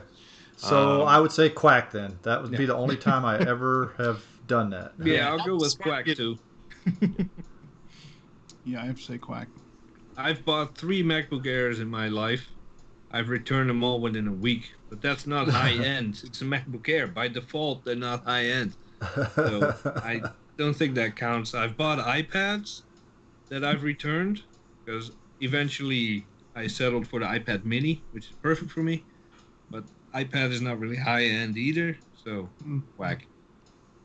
I can't think of any computer I've returned. Madeline says Quack. I think we know by now that Madeline never gets rid of She anything. has. You're disqualified. I think she's the other side of the world equivalent of me. Yeah. So a lot of Quacks, no Eeps there. Well, There's a Justin couple. Morgan goes Eep. Okay, what did he? Range. What did you? Okay, Justin, you're gonna have to explain to us there. What? Well, he goes high end. Oh, mid range Eep. Okay, so he goes high end Quack, mid range Eep. Oh, right. Okay, never mind. Scott Barrett. All I says- saw was Eep. I was looking at the Eeps and stuff. So Scott Barrett says he almost returned his iMac G4 because it couldn't run OS 9. OS 10 was still pretty much beta back then. Yeah. Well, yeah. Yeah, if you were on Jaguar, I can imagine. Yeah, Jaguar was a big update, and that that was I think when a lot of people started actually taking OS 10 seriously, because 10 and 10.1 were kind of like, ugh. So yeah, I don't blame them. Justin returned to Mac Mini. I can understand that. Yeah. They were a huge downgrade from the 2012. Yeah. yeah. Ready for All the right, next next one? one. Yep. Have you ever magically... Well, this one comes from 2 people, Duke09 and SadMac356 on Discord. They were... One of them suggested, have you ever magically lost a screw or some other component when taking apart or reassembling something? And then the other guy said, have you ever found something like that when you're working? Eep. I definitely eat, yes. Eep. Yeah, Eep. several times a day. Screws Actually, I'm somehow missing- magically get lost. This MacBook Air, I took it apart today, liquid damage. One of the screws is already missing. And that's going from here to this little screw bin that's standing over here. It's gone. Well, those screws are so tiny, but if you drop them, they bounce like 500 feet. They're I just know. like Yeah. spring loaded. Crazy. Doesn't matter what you drop them on, whether it's carpet or hard floor. I was taking apart a video game CD mechanism in my old apartment, and it had a spring, and so I had a pair of pliers, and I'm gently taking the spring out, and all of a sudden, oop! Not pulling the Dana, right? Oh, Three- yeah, springs are terrible, notorious things. They're 3 awful. years later, I'm cleaning up the apartment. I found the stupid spring. when I did my iMac, when I cleaned it out, remember Jay? I cleaned it out when I took the heatsink off. It has those springs on it, and I lost, or one of those springs just went pew, and I had to look all over the place for it because there was no way I was going to be able to mount it back without all 4 screws because it would be off kilter a little bit. You know, you had to have all 4 in there. And it has a special screw for that, so you can't just put any old screw in there. So, Do you remember I was this live stream that Grudy did? He was doing something to an MDD and he lost a screw. And I'm telling him in the chat, after 2 minutes, it's under the modem. Or I told him exactly where it was. 45 I do minutes of remember searching that. live. He finally found it in that spot. I spent half the live stream looking for that screw. I actually keep a magnet out of a hard drive, you know, the great big magnets out of Yeah. a hard drive from the heads. I keep one of those down in the shed, sort of attached to a string. And when every now and again I just drag it around the floor of the workshop, and then I pull it up, and it's like, oh, there it is. What do you do? Springs What do you and do with screws those and- non-magnetic screws then? They'll never be found. That's a loss. They'll never be found. That's a Yeah, loss. that's right. That's a business expense. Because those are the ones I hate, because when you go to pull them out and you think it's magnetic and they go whoop, you're like, whoa, where'd it go? But the generally sort of I get all of the leads, when you put in a through hole capacitor or something like that, and they have really long pins on them, and then of course you trim the pins. So generally when I do that thing with the magnet, I pull up 50,000 little offcuts from the, and then with a couple of screws stuck on top of that. Yeah, you cannot get into my office like when my kid walks in, like, you're wearing shoes. No, okay, go get your shoes, because you will step in those pins that you clip off, solder wick that you clip off, and it goes, it's just gone, and you hear it land across the room somewhere. Like, and all the stuff that I'm cutting off on a daily basis just flies through the office. I'm surprised I still have eyes. It goes You everywhere. got glasses, so yeah. All right, last one there, Jane. Third one. All right, this one I'm going to proceed with a little bit of a story, because it kind this of is yours. Yeah. So I mentioned earlier that I'm building a Minecraft PC for my nieces. They just turned 9. They're twins. They love Minecraft. They play on their Xbox. So I was like, I go to my sister. I said, look, well, you think they're 9 now? They ought to start learning how to use a PC, because they've been asking for it and asking to use the families, and they're not allowed. So I said, I'll build them one. I've got a little pre-built i3 system at home. I can, put a SSD in it, maybe a little video card. Well, that was the plan. So what started out as that turned into, oh, well, you're going to have to, the onboard graphics aren't good enough, so you're going to have to get a video card. And I said, okay, I can do that. And then I put the video card in. Didn't work. Wouldn't even get a picture from it. So I go into the specs for the video card. Requires 300 watt power supply. Power supply in the computer, 220 watts. So I'm like, great. I can't, and it's a pre-built. It's like, it's a little gateway. I mean, the thing is like this wide and about that tall. It's just this tiny little mini ITX system. Hang a great big ATX power supply out the side. Keep it on. I've actually seen people do that. So it looks ugly as hell, though. But. So I'm like, man, I cannot. There's no way I can find a power supply for this, because it's custom. And so I said, well, I've got some PC cases that I bought in a fire sale. They're kind of cool. They're like Corsair cases with RGB fans and all this stuff. I got them for like $10 a piece. So I was like, all right, I'll pick the smallest one and I'll transplant all this stuff into it. And my buddy goes, if that's a pre-built system, those holes in the motherboard probably aren't going to fit. And I thought, luckily, they drill do. some more holes in it. Yeah. Speed holes. Just get the pliers and then. Get the pliers, I was going to say. But no, but luckily it's a standard mini ITX board, so it fits. There's the screws are all there, and I had to get, and then I had to buy a power supply, and then I had to buy some extra SATA cables. It turned into a freaking nightmare when it was going to be all stuff that I had just sitting around that I wasn't using, and now like 2/3 of the damn thing is bought. I had to go buy something. You're right for for messing with a PC. Yeah, well, So I do have to before you even read this one, you're an EEP, right? I'm an EEP, because the question is, have you ever started a computer build, upgrade, or other project that was supposed to be simple but turned into a nightmare? Eep. Every day of my life. Eep. I was going to say Steve can answer that one. I put more money into my MDD than I have my Mac Pro. Crazy. Yeah, it's that kind of that cascade effect that you do one thing, which then means you then have to do another thing, which then means you have to do another thing, and it just keeps going and going. You think, oh, where is this going to stop? Yeah, that happens a lot. Snowballs. That's why my table back here is full of stuff, because I've been doing many other projects, like you just said. I get involved in one, and then I'm like, oh, squirrel. Let me try this one over here. Squirrel.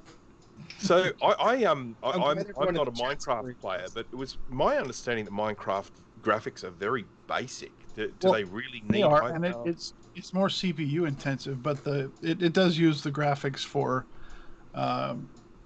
certain tasks, and it did play kind of smoothly, except when you would move, the picture would kind of just smear across the screen and then stabilize. And that's the thing, because at least the version of Minecraft that I was playing was the Java based one. I don't know which one you're referring to, Dana, because I know they forked it, but essentially, since it uses so much CPU, if you have a CPU that has like the integrated graphics built in, that thing is just going to choke because it's already using like 80% of the CPU just to That's the other thing. The run this CPU has to render Java game. You know, it has to render not only the terrain and stuff, but the textures and the effects and all that stuff. So is it Minecraft where everything looks blocky and stuff? That's Yeah. the one. but It's the Yeah. most It hideous looks game that I've way. ever seen. How do you need But power it's- for it that? looks that way only on the surface. yeah, and there's you have to think it's not just a surface level; it's above and below like 300 blocks. And I mean, there's it might. moving and stuff. It actually gets pretty complex. So you try running on an older machine, you'll see it chug. There might be Especially some some of those- restrictions, but you can play it on a Raspberry Pi. I don't know if it's a scaled down version or whether it's impossible to play, but I figure if you can play it on a Raspberry Pi, it can't be that bad. There is a special version of it for the. There are Okay. multiple versions of the game. I'll stick with Unreal But- Tournament. Can you play that on a Raspberry Pi? I don't know. Probably. Let's find out. I think there's a Linux port of it. Okay, let's do it. Bruce is like, I'm going to school you all on running 2 frames a second on this thing. All right. So let me. Whoops. That's all we got. for He you. fell asleep. No, I'm not trying to pull up this link here, and I'm not why it's not wanting to pull up on here. What a link. Anyways, for the next segment we have here. I got you. Oh, next segment. That's me, isn't it? No, No, that's it's what actually we're Oh, me. no, doing. that's Yeah. that. What were they Okay. smoking? Yeah. Shooting. All right. So, It came guys, up we for me. we actually do have a what were they smoking today, so let's go ahead and get to that. Aluminum shavings, perhaps. So, this is one, and I'm going to post it. Here, let me post a link in here. It's already in there. Jay got it. Oh, you did? Okay. Thank you. You were struggling This- so hard, I just figured. Well, we were talking for that little while. This is something I found here in my area on the Apple, or not Apple, but the Facebook Marketplace. This guy is trying to sell a 2010 5.1 Mac Pro dual core with new GPU running Catalina for $1,050. Okay. Now, here's the thing. He's got it in here. It says a few scuffs and scratches, but no dents. Works flawlessly and has been cleaned. And it has Catalina on it. So I'm like, okay, so you put a pirated copy of Catalina on something, you're going to sell that for $1,050. So it's actually either DOS dude or it's open core. One of the two he's probably Well, put on open there. core because he has the 580 in there. So, Well, no, it could still run with the. well, I'm assuming. That's... Yeah, I mean you could run it, but just won't have a boot screen. Is all. Yeah.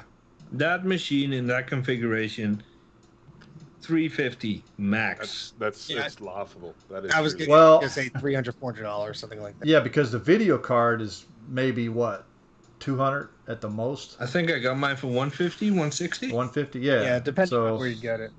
Yeah. So the video card is not adding any value to this machine, Not much. you know. And he has spinner hard drives in here. I don't think he has. He has does one- he has an SSD in his drive bay, I think, to boot it up. I'm a little confused by his description. He says it's a mid 2010 6-core, and then in parentheses, 2.66 gigahertz 6-core Intel Xeon. It's a dual. The picture So you can it's see it's a 12 dual core. CPU. Because So it's a he's 12 running core. the lowest. He's running the lowest processor Right. in it. So But it is a 12 core. Yeah, it's the cool. base configuration machine. Right. It's Yeah. It's still not worth anywhere near Yeah. even half Yeah. that. I mean- I'm not even gonna. I said 350, but with those scratches and all that stuff, how much RAM is in it? I'm not looking at 28. this. 28. I'll give you 200, dude. Whoever, anybody who names their startup disk OSX in all lowercase, that you immediately subtract $500. Yeah. If it has stickers on it, it's free.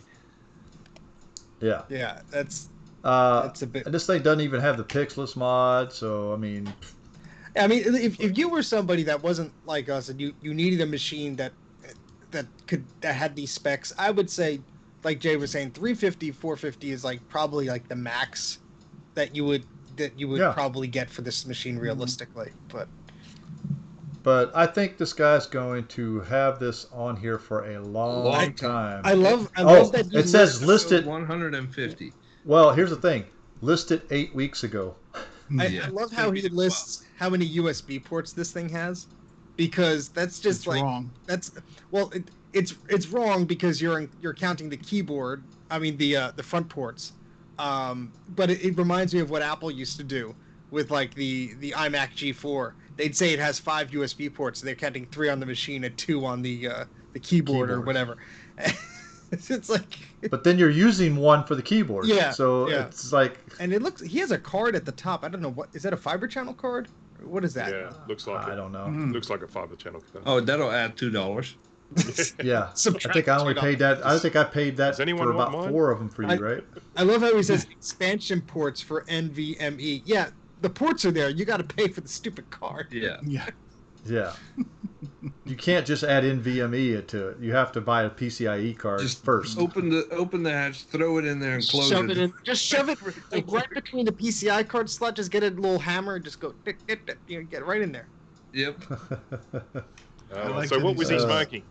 Well, one other thing he has here, he says check out my other Mac Pros for sale. Yeah. Well, I tried to check out, and he doesn't have any other Mac Pros for sale. I'm like, okay, what is he selling? He obviously sold them all. He's got the best prices.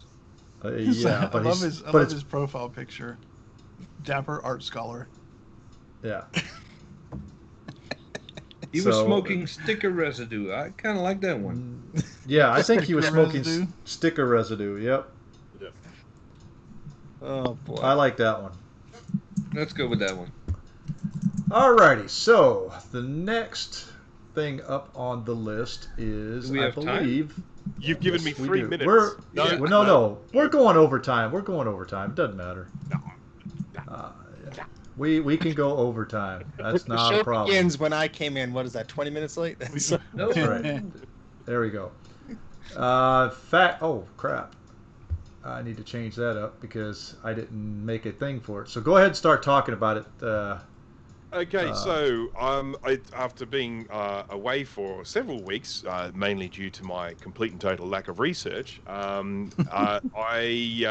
am doing the Outback Wayback Machine again. So I forgot what it's called. You came up with the name, dude. No, I didn't. GT did. So you will find that I have done no research this week as well. The only difference is we do have some pretty pictures to show. So basically I'm going to be doing is I'm looking to get the ball rolling and then just hand it over to Steve. He's so happy that Steve showed up. Steve has somehow disappeared from the stream. Because he knew this was coming. No, I got Steve. Right now. I just made your picture small, so I was going to... There we go. So as I've mentioned before with this segment, the whole idea is to talk about not necessarily one particular computer, but a model of computer, and it's not necessarily running in chronological order. They're just ones that I think made some sort of impact, whether it be good or bad, for Apple. And so I wanted to mention the iMac G4, which is often sometimes called the the lampshade Mac, which I don't understand. Yeah, me neither. Well, there is a reason behind the lampshade iMac, and that has a lot to do with the Apple marketing at the time. What they did actually say about it was it has the adjustability of a desk lamp. And then, of course, in their advertisement, they then had it so that the Mac was at a window in the store, moving around. People were passing it, and it was moving around, everything like that. So there was definitely that Luxo Junior Pixar link. For those who aren't aware, obviously Pixar is a company that was set up by Steve Jobs when he wasn't at Apple, and they used to do these little videos each year to show what they were capable of doing. And they did a video early on called Luxo Junior. It's only a few minutes long. If you haven't seen it, watch Yeah, it, it's because a little hopping light. light. That's right. And the thing is that this is a completely inanimate object. It has no facial expression, and yet they managed to get emotion in this thing. Really clever bit of animation, and it sort of showed that it wasn't about necessarily, it was, that animation is an art form.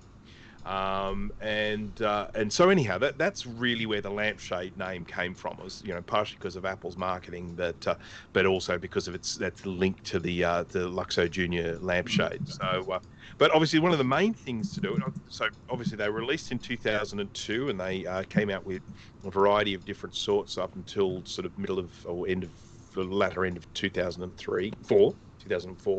But the really important thing about it was an all-in-one Mac, desktop Mac, without a CRT, and that was obviously a big step for Apple. That you had this all-in-one computer, which although they were still quite heavy because they had a lot in them, it wasn't that same massive luggable thing. I mean, if you look at something like the iMac, I mean, they were just so big.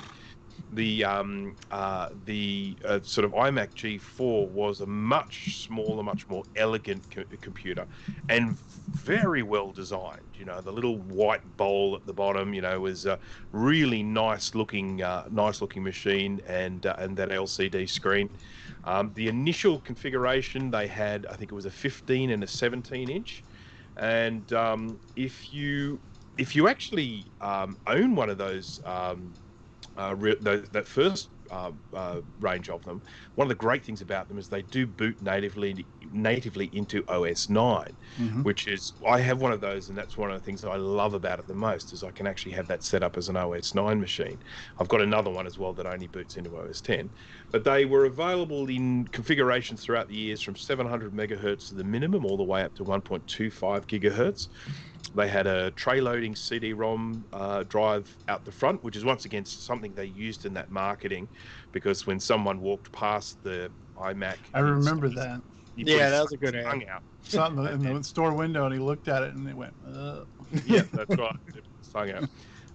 And as I mentioned before, I mean, a lot of the time what ends up happening with these Macs, if they don't work, is people pull them apart and they use that plastic dome part as a lampshade, or they use the metal plate off the bottom as a clock face or something like that.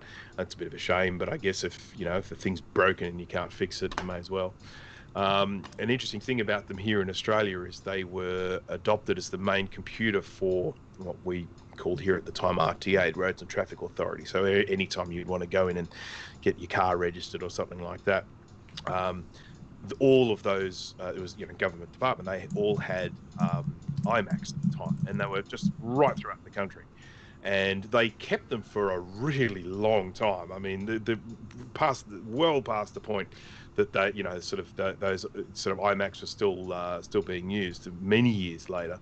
And then, of course, eventually they then did update and change them. And at that particular point out here, there was this huge flood of secondhand iMacs hit the market when they got rid of them all. And of course the Pro speakers, which were an option to get with them. They were an additional option, and I think they were Harman Kardon, I think, from memory, and they sounded beautiful, little white speakers that, from a design perspective, complemented the unit beautifully, and they just sounded. Yeah, there we go. And they just sounded fantastic. They still do. They still hold their own really well. Yeah. And that's mine, by the way. So this really does come as a matter of, and of course the other thing I should mention is the screen sizes. They had 15, 17, and I think they even had one as a 20-inch. Now you don't see many of them there. I think a couple of the Mac Yakas had them. They're quite an amazing looking thing with that huge LCD screen. But the one from my opinion, I always felt that the iMac G4 was the first time that the concept of an all-in-one became a really neat tidy, practical unit. Apple have been doing all-in-ones since the very first Macintosh. The very first Macintosh is this compact all-in-one, with a handle on the back, and then of course the G3s with a handle on the back and everything like that. But we all know that these things, as cute as they were, as nice as they were, as colourful as they were with the G3s, there was always a sort of practicality issue associated with having a CRT in an all-in-one unit, because they're so big and so heavy and fragile and all that. And once they were actually able to move to an LCD screen, I feel that these computers became, I feel it's the first time we really got to see how good an all-in-one can be. But as I say, that's more of a personal opinion than anything. But that's certainly my feeling about it. Yeah, I'm on board with that.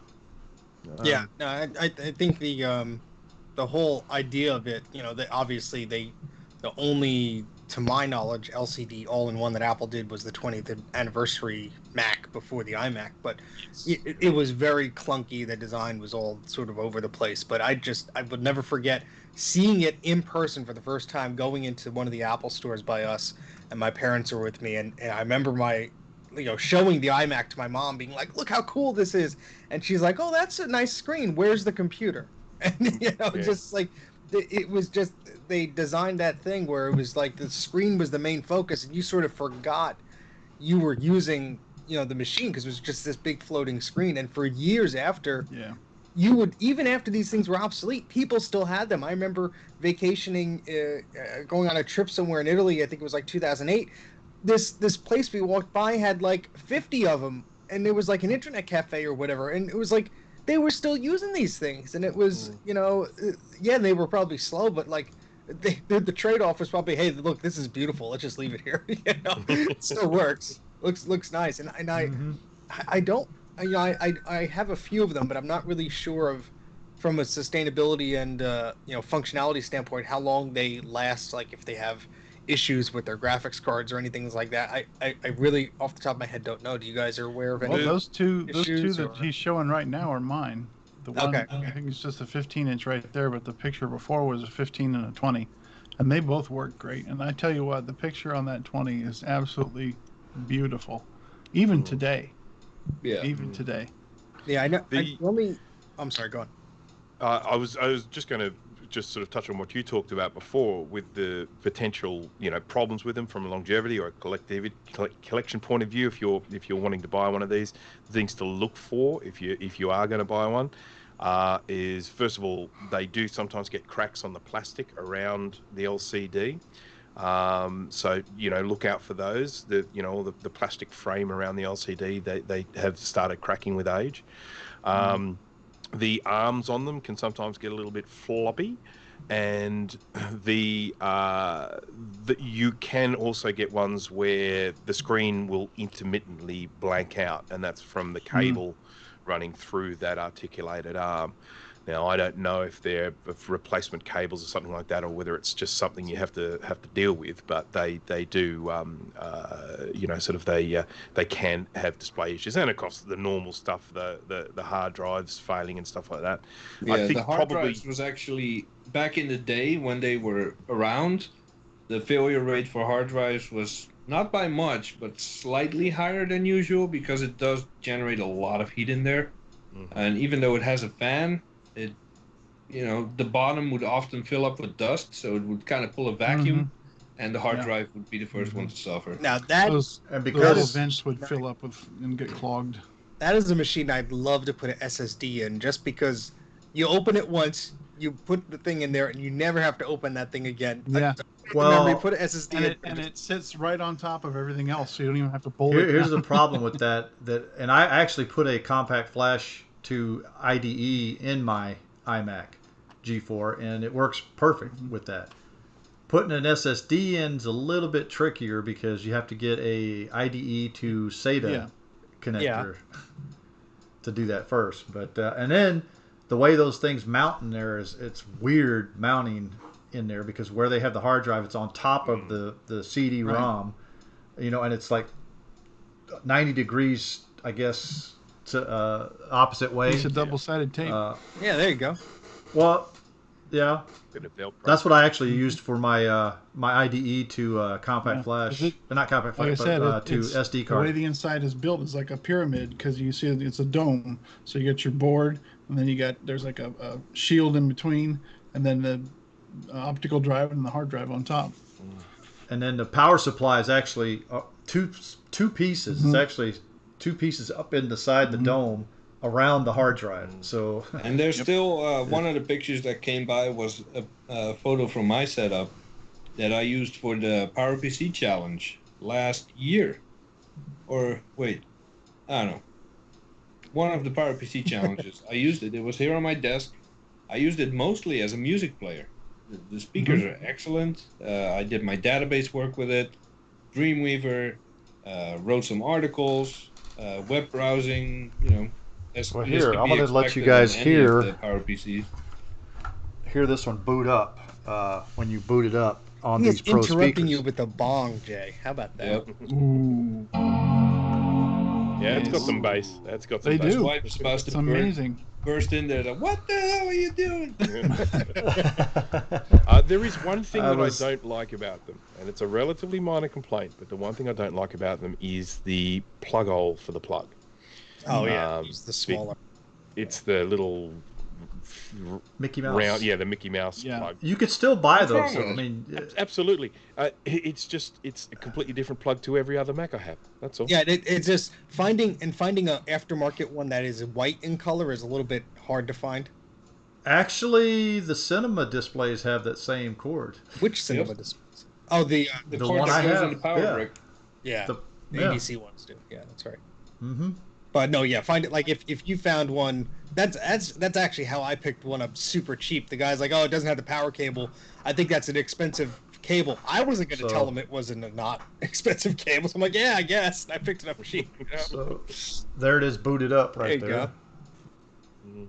Now, Yep. for just a quick Yep. warning to anybody Mhm. who has one of these, because I had one in my shelf that was just Yes. sort of sagged, and it didn't like there wasn't any force or big smack or anything.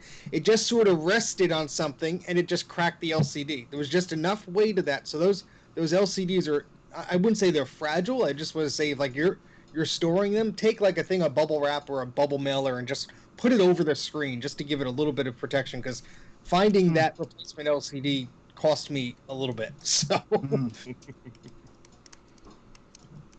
Ask Rudy about replacing yeah. one. Oh, and the inverters go on those too. I mean, just like any of those LCDs from the early 2000s that Apple had, the inverters can. So. But I saw someone mention in the chat there. It's probably scrolled up through there, but the other good thing about the iMac G4 is it doesn't suffer that capacitor plate stuff. Yep.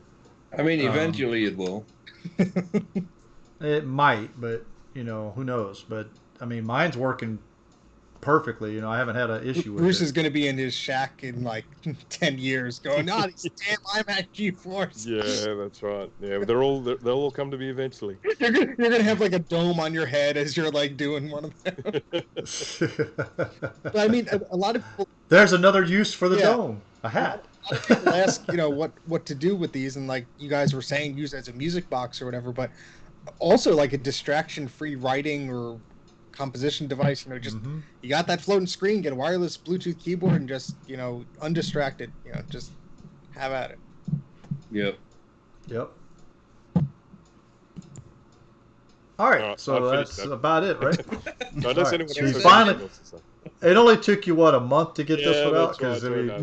because See how long the next one takes. he was about ready. Like, dang it, we're going to go over time and we're not going to have time for it. No, I was going to make time for it. I was going to make time for you today. All right, guys. So we're basically, I guess, to the end of the show here.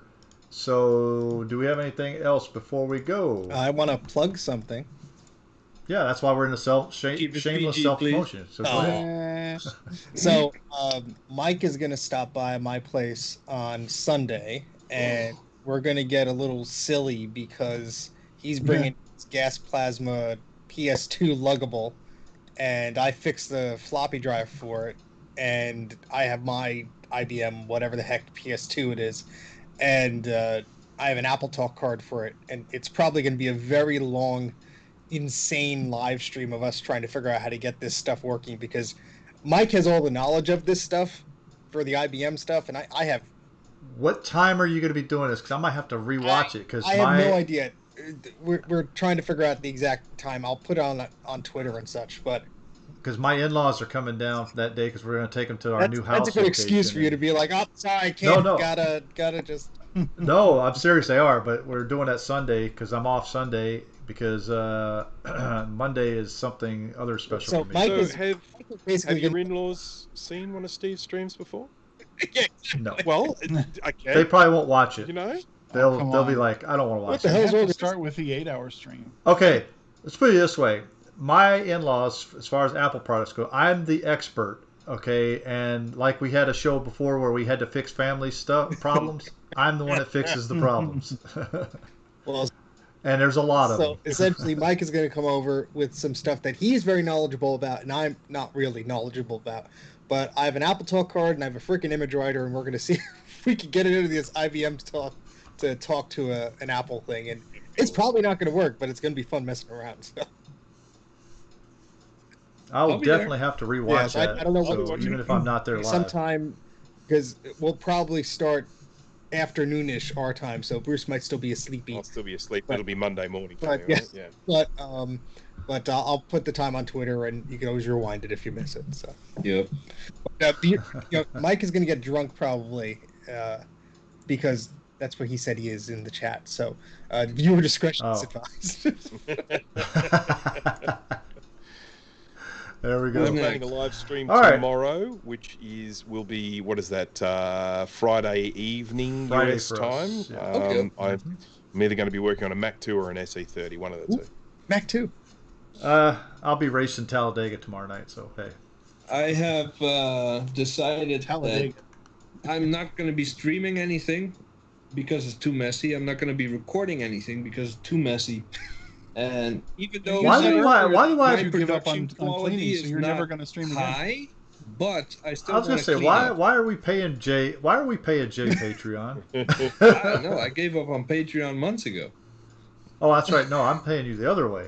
But Well, his what his I will last be video doing- was 3 months ago. Come on, man, you're turning into me. and I've been thinking I about this know. for a few weeks. I will be doing update videos for patrons and donors that are just going to be posted private links. So not on the main channel, but just an update like, hey, I got this product. Let's review it. Let's tinker a little bit, stuff like that.